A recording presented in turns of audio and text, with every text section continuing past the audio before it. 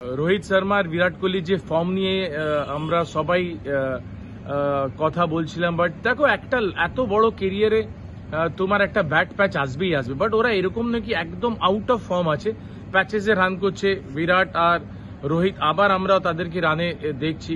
But একটা মানুষ তো জীবনভর রান করতে পারে না, একটা তো লিন পিরিয়ড সবার লাইফে যায়। বাট ইয়েস, চ্যাম্পিয়ন্স ট্রফিতে আমরা ওদের দুজনেরই ভালো ব্যাটিং দেখেছি।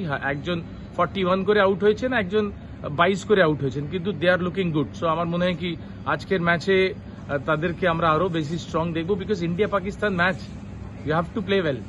এটা একদমই লেগ স্পিনারকে কেন বিরাট কোহলি আউট হচ্ছে, দেখো একটা প্যাচ যায়, বহু হাজার হাজার রান করেছে বিরাট কোহলি, একটা প্যাচ সবার জীবনেই যায়। আর আমার মনে হয় কি ও ভালো ব্যাটিং করছে, এরকম নয় কি খারাপ ব্যাটিং করছে, টাচে নেই। মাঝে মাঝে লেগ স্পিনারকে আমরা একটু স্ট্রাগল করতে দেখেছি। আমার মনে হয় কি আরো বেশি ও কাজ করবে নিশ্চয়ই লেগ স্পিনারকে নিয়ে। খুব আর্লি শট খেলে ফেলছে, একটু ওয়েট করে লেগ স্পিনারকে খেলতে হবে।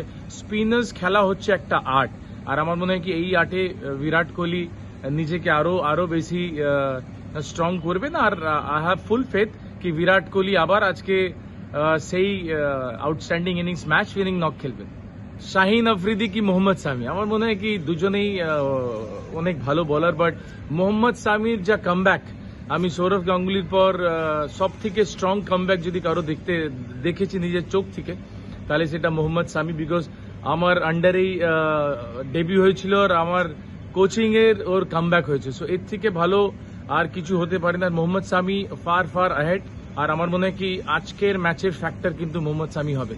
ভারত আর পাকিস্তান যখন খেলা হয় তখন কে এগিয়ে কে পিছিয়ে, এত বড় টিম দুটোই আর এত উত্তেজনার ম্যাচ হয়, বলাটা খুব ডিফিকাল্ট। কিন্তু যেভাবে ভারত প্রত্যেকটা সিরিজে খেলছে, যখনই ওয়ার্ল্ড কাপ হোক বা চ্যাম্পিয়ন্স ট্রফি হোক, ভারত অনেক এগিয়ে। যদি তুমি ব্যালেন্স দেখো তাহলে টিম ইন্ডিয়া অনেক এগিয়ে, বিকজ ইন্ডিয়ার ডেপথ অনেক স্ট্রং অ্যান্ড অনেক ডিপ পর্যন্ত আছে।